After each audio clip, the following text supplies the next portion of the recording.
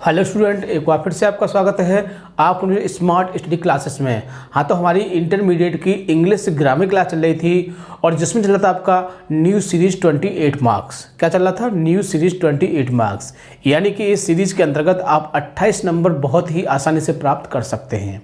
देखिए, आज की वीडियो आपके लिए बहुत ही महत्वपूर्ण होने वाली है, क्योंकि आज हम वो स्टार्ट करने वाले हैं जिसका आपको काफ़ी समय से इंतज़ार था। काफ़ी समय से आप परेशान थी कब स्टोरी शुरू होगी, कितने रूल और रह गए हैं, कितने रूल और याद करने हैं, पता नहीं कब होगी, काफ़ी समय हो गया है। तो ऐसे थॉट्स आपके दिमाग में आ रहे होंगे, ठीक है ना। लेकिन आज ये सब बातें कंप्लीट हो चुकी हैं और आज से आपकी जो स्टोरी बनाई जाती है वो आपका टर्म्स स्टार्ट हो गया है। यानी कि आज हम बताएंगे कि स्टोरी कैसे बनती है और हम आपको स्टोरी बनवाएंगे भी। तो देखो, शुरुआत में हम आपको स्टोरी सिखा रहे हैं। क्या कर रहे हैं? आपको स्टोरी सिखा रहे हैं। तो सीखते समय क्या होता है कि स्टोरी थोड़ी इजी होनी चाहिए। यदि हम एक साथ ही जो इंटरमीडिएट वाली स्टोरी लगा देंगे तो आपकी समझ में कुछ भी नहीं आएगा। तो पहले 8-10 स्टोरी कैसी बनेंगी? बहुत ही सिंपल, बहुत ही सरल बनेंगी, बहुत ही आसान, जिनको आप आसानी से समझ सकोगे। और जब आप जैसे जैसे आप सीख जाओगे स्टोरी बनाना, फिर आपकी वो स्टोरी शुरू हो जाएंगी जो आपके एग्ज़ाम में आती हैं। तो इस तरह से आप बहुत ही आसानी से स्टोरी बनाना सीख जाओगे, बिल्कुल भी आपको दिक्कत नहीं आएगी। क्योंकि जो भी हमने रूल लिखाए थे, जितने भी हमने यूज़ कराए थे, वो सब आपको बहुत ही अच्छी तरह से याद होने चाहिए। यदि आपको वो अच्छी तरह से याद होंगे तो आप बहुत ही आसानी से स्टोरी बना सकते हैं। बिल्कुल भी आपको समस्या नहीं आएगी, बिल्कुल भी दिक्कत नहीं आएगी। थोड़ी सी दिक्कत आएगी, वो आएगी वर्ड्स मीनिंग की, जिनको हम आपको बताते रहेंगे। और हमने वर्ड मीनिंग के बारे में भी आपको बहुत कुछ बता दिया है कि यदि किसी वर्ड का मीनिंग नहीं आ रहा है तो क्या करेंगे, अरे उसको उसी में बना दीजिए। लेकिन स्टोरी बनाना छोड़ना नहीं है आपको, ठीक है ना। तो आज हम आपको बहुत ही अच्छी तरह से सिखा देंगे कि स्टोरी किस तरह से बनाई जाती है। तो आज इसकी स्टोरी की पहला ही पार्ट हम बताएंगे और हम बताएंगे कि किस तरह से। और देखो, हमने जब स्टोरी को आपका अंतिम रूल बताया था तो हमने क्या कहा था कि स्टोरी को देख के हमें घबराना नहीं है। क्योंकि अक्सर क्या होता है, स्टूडेंट घबरा जाते हैं और उनके जो भी रूल दिमाग में होते हैं वो सब कुछ भूल जाते हैं। क्योंकि भय जो एक मुख्य रूल है वो ही उनके अंदर रह जाता है बस खाली। इसलिए आपको स्टोरी देख के बिल्कुल घबराना नहीं है और क्या करना है, स्टोरी को 1 या 2 बार अच्छी तरह से पढ़ना है, ठीक है।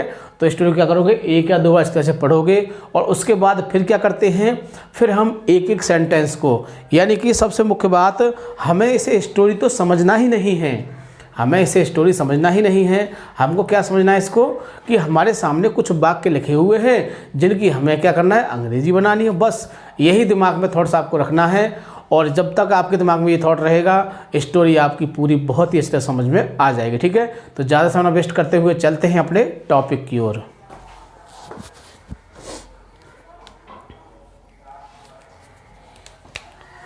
क्लास 12th इंग्लिश ग्रामर, यानी कि 12th क्लास की इंग्लिश ग्रामर क्लास चल रही थी आपकी, और जिसमें चल रहा था न्यू सीरीज 28 मार्क्स। यानी कि इस सीरीज़ के अंतर्गत आप 28 नंबर बहुत ही आसानी से प्राप्त कर सकते हैं। इसमें हमने 3 चीज़ों को जोड़ा है। पहला है इसमें ट्रांसलेशन, दूसरा है ऐसे और तीसरा है अनसीन पैसेज, ठीक है। स्टोरी का पोर्शन आपका चल रहा है। ऐसे हमने आपको इम्पोर्टेंट ऐसे बता दिए हैं, आप उनको अच्छी तरह से याद कर सकते हैं। जब ये स्टोरी का पोर्शन ख़त्म हो जाएगा तो फिर हम आपको वो ऐसे लिखवाएंगे जिनको हमने आपको बताया था। जितने भी ऐसे बताए हम आपको उसको पूरा कंप्लीट कराएंगे। उसके बाद हम अनसीन पैसेज की हम आपको बता चुके हैं कि अनसीन पैसेज किस तरह से करते हैं। और जब ऐसे का पोर्शन पूरा हो जाएगा तो फिर हम आपको अनसीन पैसेज कराएंगे पूरी तरह से, यानी कि डेली आपको एक अनसीन पैसेज बताई जाएगी, ठीक है ना। लेकिन आपकी अनसीन पैसेज आपकी एक प्रकार से और चलती रहती है, क्योंकि जो आपका अनसॉल्व पेपर का जो पोर्शन चल रहा है उसमें भी देखो आपकी अनसीन पैसेज आएंगे, तो उसको भी हम कवर कराएंगे। यानी कि आपको बिल्कुल भी परेशान नहीं होना है, हर तरफ से आपको सुविधा ही सुविधा प्रोवाइड की जाएंगी। सिर्फ आप देखते रहिए, समझते रहिए, बस यही हमारी एक इच्छा है, ठीक है। तो देखो, ये एक स्टोरी लिखी है अपने आपके सामने, लेकिन आप इसको स्टोरी नहीं मानेंगे। आप क्या मानोगे कि बोर्ड पर सर ने कुछ वाक्य लिख दिए हैं और उनकी हमें अंग्रेजी बनानी है, बस इतनी सी बात। तो हमने आपको बताया था कि दी हुई स्टोरी कम से कम क्या करोगे, 1 बार तो पढ़ ही लोगे, ठीक है ना। लेकिन एग्ज़ाम में आप देखोगे कि आपके पास समय कितना है। अगर आपके पास समय पर्याप्त है तो पढ़ लीजिए, लेकिन जब समय नहीं है तो फिर आपको स्टोरी को नहीं पढ़ना है। क्या करना है, सिर्फ आपको उसको क्या करना है कि ये हमारे सामने कुछ सेंटेंस दिए हुए हैं और हमें इसमें एक एक सेंटेंस को इंडिकेट करना है। यानी कि ये यहाँ से देखो एक सेंटेंस हमारा क्या हो गया, ये हो गया, यानी कि एक वाक्य ये हो गया। फिर आगे यहाँ चलेंगे, एक वाक्य यहाँ से यहाँ हो गया, ठीक है, पहला वाक्य ये हो गया, दूसरा वाक्य ये हो गया। तो आप क्या मान लोगे इसे कि आपके सामने कुछ वाक्य लिखे हुए हैं, उनकी हम अंग्रेजी बनानी है, बस इतना सा समझना है आपको, ठीक है। तो अब स्टार्ट करते हैं। देखिए, तो पढ़ते हैं, एक दिन मैं स्कूल से घर आ रहा था। एक दिन मैं स्कूल से घर आ रहा था। तो कोई बड़ी बात नहीं है, क्या करना है, हमें पहचानना है कि टेंस कौन सा है इसमें। तो वाक्य के अंत में जाओगे, देखो था आ रहा है, था से क्या होता है, पास्ट होता है, पहचान लिया। अरे वाह, बहुत अच्छी बात, पहचान लिया कि था थी थे आए तो पास्ट होता है। थोड़ा आगे और बढ़ते हैं, रहा है, तो क्या हो गया, कंटिन्यूअस, यानी कि अब क्या हो गया, ये हो गया आपका पास्ट कंटिन्यूअस टेंस। आपने पहचान लिया कि हमारा पास्ट कंटिन्यूअस टेंस है। बस पास्ट कंटिन्यूअस टेंस को सोचने के बाद दिमाग में देखो इसमें एच बी क्या लगती है। आपने देखा कि पास्ट कंटिन्यूअस में एच बी तो वाजवर लगती है, क्या लगती है, वाजवर, यानी कि सब्जेक्ट एक वचन होगा तो वाज लगाएंगे, बहुवचन होगा तो वर्ड लगाएंगे। बस ये बात दिमाग में रखनी है। इतना करने के बाद फिर क्या करोगे, फिर सेंटेंस को आप तोड़ोगे। यानी कि एक दिन मैं आ रहा था स्कूल से, कहाँ पर, घर, तोड़ लिया। एक दिन मैं आ रहा था स्कूल से घर। बताओ, मैंने जो बोला है सिर्फ क्या करना है आपको, उसको यहाँ पर लिखना है। देखो मैंने क्या बोला, एक दिन, तो एक दिन क्या हो जाएगी आपकी, वनडे हो जाएगी, ठीक है, कोई परेशानी बात तो नहीं है। फिर क्या बोला मैंने, मैं, तो मैं के लिए आई लगा दोगे, कोई बात नहीं। फिर क्या है, अब दूसरे नंबर क्या आता है, एच बी आती है, यानी कि थाती थे की अंग्रेजी, तो आई के बाद क्या लगाते हैं, आई के साथ वाज लगाते हैं। तो वन डे आई वाज। फिर क्या है, आ रहा था, यानी कि आने क्या होती है, कम, और रहा रही क्या लगाए देते हैं, आई एन जी लगाए देते हैं। ये तो बात पता होगी आपको, क्योंकि हमने शुरुआत में ये बातें बताई थी कि आने की कम होगी, रहा रही की आई एन जी लग गई। तो one day I was coming, में आ रहा था, कहाँ से, स्कूल से, तो फ्रॉम लगा देंगे। ये कहीं से अलग होते हैं, यानी किसी चीज़ से अलग होते हैं तो फ्रॉम का प्रयोग करते हैं। ये क्या है, ये हमारी प्रीपोजिशन है, ठीक है। तो one day I was coming from, I was coming from, कहाँ से आ रहा था, स्कूल से। कहाँ आ रहे थे, घर, टू होम, या हाउस कर सकते हैं। देखो कोई परेशानी आई, बिल्कुल भी कोई दिक्कत नहीं आएगी। सिर्फ आपने सेंटेंस को पढ़ा, फिर उसको पहचाना, फिर उसकी एचबी को निश्चित किया, फिर उसको तोड़ा और बना दिया। बन गया नहीं बन गया। और कहो कि ये हमारे सामने एक स्टोरी लिखी हुई है, तो बड़ी समस्या हो जाएगी, यार स्टोरी कैसे बनेगी, स्टोरी तो बनाना आता नहीं है हमको। तो आपको सिर्फ क्या करना है, ये आपके सामने कुछ वाक्य लिखे हैं, इन वाक्यों की हमको क्या बनाना है, अंग्रेजी बनानी है सिर्फ। अब देखते हैं, रास्ते में मुझे एक वृद्ध मिला।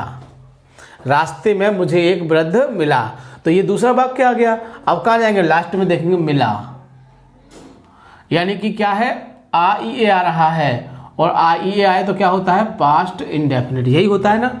हमने पढ़ाया था कि जिन वाक्यों के अंत में ता था ती थी ते थे या आ ई ए आदि शब्द आए तो वो पास्ट इंडेफिनिट होता है। और इसमें हम वर्ब की सेकंड फॉर्म लगाते हैं, और नहीं शब्द आ जाए क्या तो डिड का प्रयोग करते हैं। ये बात दिमाग में होनी चाहिए आपके, ठीक है। तो क्या करोगे, अब देखते हैं इसमें सब्जेक्ट क्या, तोड़ लेते हैं। यानी मुझे मिला एक वृद्ध रास्ते में, या रास्ते पर कह सकते हो, रास्ते में कह सकते हो, रास्ते पर कह सकते हो। यानी कि मुझे रास्ते में या रास्ते पर एक वृद्ध मिला। तो हमने क्या बोला, मुझे, तो मुझे क्या होगी, आई, मिलने की मीट होती है, और इसमें आएगी सेकंड फॉर्म, तो एक ही कम हो जाती है, यानी कि उसमें डबल ही होता है, और एक ई आपका कम हो गया तो सेकंड फॉर्म हो गई। तो आई मीट, मुझे मिला, कौन मिला, एक वृद्ध, एन ओल्ड मैन। कहाँ मिला, रास्ते में, ऑन द वे। कोई समस्या? बिल्कुल समस्या नहीं आएगी। I meet an old man on the way, यानी मुझे रास्ते में कौन मिला? एक वृद्ध आदमी मिला। ठीक है, अब तीसरा वाक्य देख लेते हैं, यहाँ से यहाँ तक। तीसरा भी क्या है? वाक्य है, तो वह बहुत दुखी था, वह बहुत दुखी था। अब क्या देखना है हमको? पीछे क्या आ रहा है? था थी थे आ रहा है, क्या हो गया? पास्ट हो गया। थोड़ा आगे देखते हैं, दुखी। कोई टेंस की पहचान दिखाई दे रही है आपको? नहीं, कोई टेंस की पहचान दिखाई नहीं दे रही है। जब कोई टेंस की पहचान दिखाई नहीं दे रही है तो वो क्या होता है? वो हमारा सिंपल पास्ट हो जाता है। क्या हो जाता है? वो सिंपल पास्ट हो जाता है। यानी कि था थी थे आए और कोई टेंस भी ना हो तो क्या होता है? सिंपल पास्ट होता है। और ऐसे वाक्यों की अंग्रेजी बनाने के लिए हम वाज वर किसका प्रयोग करते हैं? वाज वर का प्रयोग करते हैं। और है हूँ हो तो इज़ आर एम का प्रयोग करते हैं। और होगा होगी होंगे तो विल बी शैल बी का प्रयोग करते हैं। ठीक है ना? तो इस तरह से किसका प्रयोग होगा? इसमें वाज वर का प्रयोग होगा। तो बनाते हैं, देखो, वह था बहुत दुखी, ऐसे तो कहोगे। वह था बहुत दुखी, ऐसे तो कहेंगे। तो वह की क्या लगाओगे आप? ही लगा दोगे। ठीक, था की क्या लगाओगे? वाज। बहुत की वेरी, दुखी की क्या होती है? सैड। तो ही वाज वेरी सैड, बहुत ही आसानी से बन गया। आगे देखिए, मैंने उससे पूछा। अब कॉमा, इन्वर्टेड कॉमा, ये कैसा आ गया? ये डायरेक्ट इंडायरेक्ट का वाक्य आ गया। कोई बात नहीं, बढ़िया बात है। हमने आपको डायरेक्ट इंडायरेक्ट बहुत अच्छे से समझाया था, और जो हिंदी में कैसे वाक्य आता है वो भी समझाया था। और हमने आपसे एक बात कही थी कि आपका वाक्य या डायरेक्ट में दिया हो चाहे इनडायरेक्ट में दिया हो, आप उसकी अंग्रेजी किस में बनाओगे? डायरेक्ट में ही बनाओगे। ठीक है, तो यहाँ से मैंने उससे पूछा तुम क्यों इतने दुखी होते? यहाँ तक हो गया ना? हो गया एक वाक्य आपका। तो अब पहले कौन सा वाक्य बनाएंगे? पहला वाक्य, तो मैंने उससे पूछा। तो मैंने पूछा उससे, ऐसे तो कहोगे। मैंने पूछा उससे, तो मैंने के लिए क्या लगा दोगे? आई। पूछने क्या है? आस्क्ड। आई आस्क्ड हिम, यानी मैंने उससे पूछा। फिर क्या लगा दोगे? कॉमा, इन पर कॉमा। क्या पूछा? तुम क्यों इतने दुखी हो। तो देखो क्या क्यों कैसे बीच में आ गया? आ गया नहीं आ गया?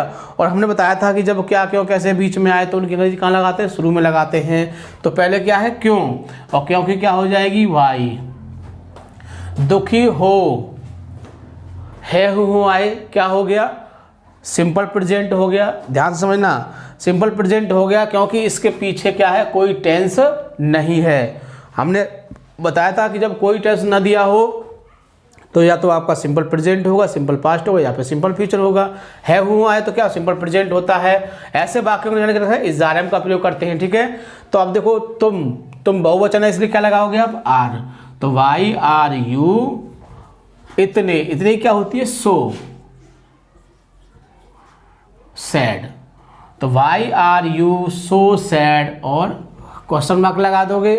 और कॉमा क्लोज हो रहा है तो कॉमा को क्लोज कर दीजिए, कोई परेशानी वाली बात नहीं है।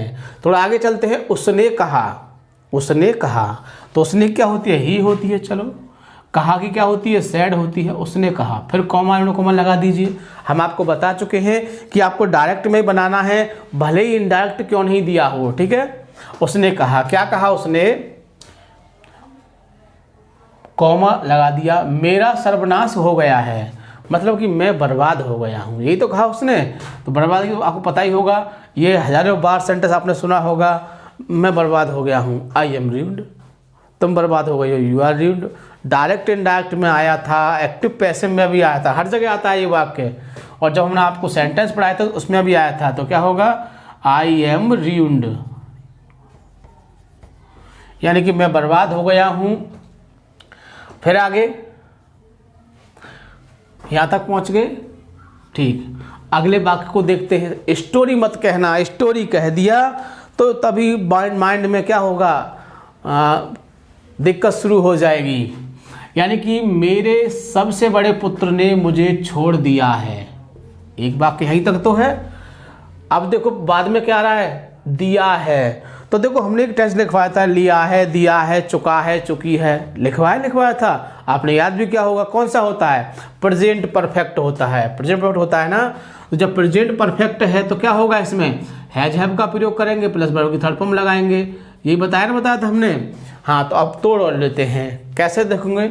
मेरे सबसे बड़े पुत्र ने, मेरे सबसे बड़े पुत्र ने सब्जेक्ट हो गया है, फिर क्या है, छोड़ दिया है, फिर किसे, मुझे।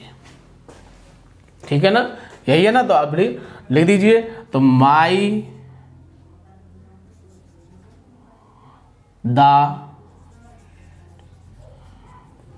एल्डेस्ट सन,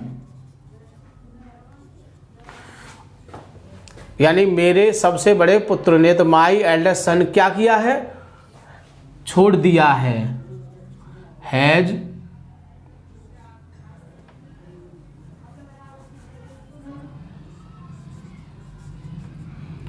लेफ्ट मी, मुझे छोड़ दिया है। फिर मैं अब देख नहीं सकता हूं, कैन कुड का प्रयोग बताया था, यानी कि जब वाक्य के अंत में सकता है, सकते आए तो कैन का प्रयोग करते हैं, और यदि सकता था, सकती थी, सकते थे आए तो कुड का प्रयोग करते हैं। ठीक है, तो क्या हो जाएगा, यानी कि अब, तो अब तो आपका कैसा, अब एक क्या है, अब एक आपका शब्द, यानी कि कहते हैं एडजेक्टिव मान लीजिए, एडवर्ब मान लीजिए, जिसको चाहे तो शुरू में पटक दो, चाहे अंत में जाके पटक दो, है ना, ये तो इसके लिए आप स्वतंत्र हैं। तो क्या हो, मैं देख नहीं सकता हूं, अब को आप शुरू में लगा दीजिए, यानी कि now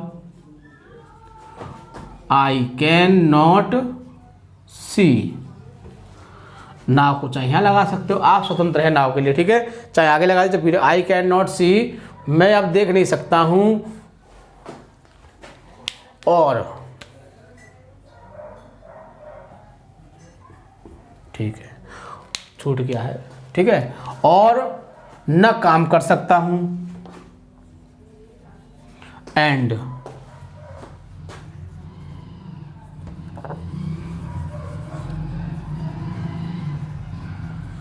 can not do the work. ठीक है, यानी कि आप कहाँ तक पहुँच गए, आप यहाँ तक पहुँच गए, यानी कि मैं नहीं देख सकता हूँ और न काम कर सकता हूँ, तो यहाँ तक पहुँच गए। अगला देखते हैं, धन की कमी के कारण मेरा जीवन बहुत दयनीय है। अब देखो इसमें आपका सेंटेंस क्या है, बहुत बड़ा सेंटेंस है, बड़ा है नहीं है, तो क्या होगा, आपको लग रहा होगा पता नहीं अब कैसे बनेगा, लेकिन हमने आपको एक बात बताई थी कि जब सेंटेंस बड़े बड़े हों तो क्या करते हैं, अरे उनको दो भागों में तोड़ लीजिए। कौन से, फ्रेज और क्लॉज में तोड़ लीजिए। तो अब इसको हम तोड़ते हैं, यानी कि धन की कमी के कारण, ये अलग हो गया, मेरा जीवन दयनीय है या दुखी है, तो ये अलग वाक्य हो गया। यानी कि अब वाक्य हो गया आपका, मेरा जीवन बहुत दुखी है। अब इसकी अंग्रेजी आप बहुत ही आसानी से बना सकते हैं, और इसकी भी बना लेंगे, धन की कमी के कारण इसकी बना लेंगे। तो अब आप स्वतंत्र हो, चाहे तो इसको शुरू में लिख दो और चाहे इसको शुरू में लिख दो, यानी दोनों वाक्यों में से किसी को भी कहीं लिख सकते हो, आप स्वतंत्र हैं। ठीक है, शुरू में लिख दीजिए, तो शुरू में लिख दे, तो क्या होगा, कमी के कारण, तो कह सकते हैं due to shortage of money, due to shortage of money, धन की कमी के कारण क्या है, मेरा जीवन बहुत दयनीय है। क्या आ रहा है बाद में, है आ रहा है, कोई टेंस दिया है, चुका है, चुकी है, लिया है, दिया है, ता है, ती है, कुछ दिया है, नहीं दिया है, तो कोई टेंस नहीं है आ रहा है। कौन सा हो गया, सिंपल प्रेजेंट, क्या लगाओगे, इज आर एम। ठीक है ना, तो क्या करोगे, माई लाइफ, और फिर है की लगा दो, इज, फिर बहुत की लगा दो, माई लाइफ इज वेरी, अब दयनीय की लगा दीजिए। दयनीय की क्या होता है, दुखी मान लीजिए, तो दुखी की क्या लगा दोगे, सैड लगा दोगे। और तुम कहोगे नहीं हम तो दयनीय की लगाएंगे, तो लगा दीजिए, इसकी होती है मिजरेबल। ठीक है, मैंने आपको दोनों ही बता दिया क्योंकि हम तो दयनीय की लगानी है। तो दयनीय की क्या होती है, मिजरेबल होती है, और दुखी मान लो इसको तो क्या हो जाएगा, सैड। क्योंकि मैंने आपसे एक बात कही थी कि यदि कोई शब्द आपको परेशान कर रहा है, कोई शब्द आपको परेशान कर रहा है, जैसे कि अब ये दयनीय शब्द आ गया, अब आप ऊपर नीचे देख रहे हो यार दयनीय की क्या होगी। अगर दयनीय की पता चल जाए तो हमारा वाक्य बहुत अच्छी तरह से बन जाएगा, बन जाएगा नहीं बन जाएगा। यहाँ से बन गया था due to shortage of money my life is very, अब आगे बस कहानी खराब हो रही है। अब क्या करें यार, दयनीय की कोई बता दे हमको तो हमारा वाक्य पूरा बन जाएगा। सोच रहे हो, लेकिन हमने आपसे एक बात कही थी, आपको हमारी बात को याद रखना है। क्या याद रखना है कि यदि कोई वर्ड आपको परेशान कर रहा है, कोई वर्ड आपको परेशान कर रहा है कि अब इसका मीनिंग क्या लिखें, दयनीय लिख दें, क्या करें, लेकिन उससे पहले आपको क्या करना है, उससे पहले सोचना है कि दयनीय होता क्या है, दयनीय किसे कहते हैं, क्या होता है दयनीय। अरे दयनीय मतलब होता है दुखी, दुखी होता है ना। अरे हाँ दुखी, दुखी की तो अंग्रेजी सैड होती है, हम जानते हैं। तो आपने क्या लिख दिया, सैड लिख दिया, आपका सेंटेंस कंप्लीट हो गया। यदि आप कहें कि हमको तो दयनीय की पता है, दयनीय का ही मीनिंग पता है, तो लिख दीजिए मिजरेबल।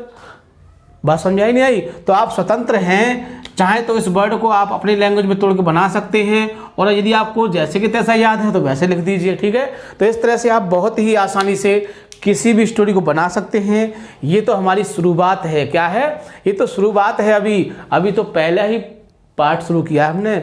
10 स्टोरी बनने के बाद देखना क्या होता है। स्टोरी बहुत ही अच्छी तरह से बना सकोगे तुम, बहुत ही बढ़िया तरह से। कोई सेंटेंस आपको परेशान नहीं करेगा, कोई यूज़ परेशान नहीं करेगा, सब कुछ नॉर्मल हो जाएगा। जैसे ही वाक्य देखोगे 1 सेकंड में पहचानोगे, तोड़ोगे और उसको बना दोगे, ठीक है ना। तो बहुत ही आसानी से हो सकता है, लेकिन मेहनत तो आपको ही करनी पड़ेगी। क्या, सभी टेंसों की HV पहचान बहुत ही अच्छी तरह से याद होनी चाहिए। सभी के जितने भी यूजेस हैं वो भी आपके दिमाग में होनी चाहिए। इस तरह से बहुत ही आसानी से आप स्टोरी बना सकते हैं, बिल्कुल भी दिक्कत नहीं आएगी, ठीक है। तो देखो हमने अभी आपको एक छोटी सी स्टोरी बनवाई थी, ये हमें आपको इस सिखाना है। 8-10 स्टोरी बनेगी, आप बहुत अच्छे सीख जाओगे। जो बोर्ड में आती हैं उनको भी आप चुटकियों में बनाओगे, ठीक है ना। तो इसको आप देखोगे बहुत अच्छी तरह से, 2 या 3 बार प्रैक्टिस करके देखोगे। और देखो अब स्टोरी हम हंस की कठिन करते जाएंगे, हार्ड करते जाएंगे, और एक समय ऐसा आएगा कि वो स्टोरी होगी यहाँ पर जो आपको एग्जाम में देखने को मिलेगी, और आप उसे बहुत ही आसानी से बना सकोगे, ठीक है। तो क्या करोगे, वीडियो को पूरा देखोगे और वीडियो को लाइक या शेयर करना नहीं भूलोगे, ताकि और भी विद्यार्थी इस चीज़ को सीख सकें कि स्टोरी कैसे बनती है, ठीक है ना। थैंक यू, जय हिंद, जय।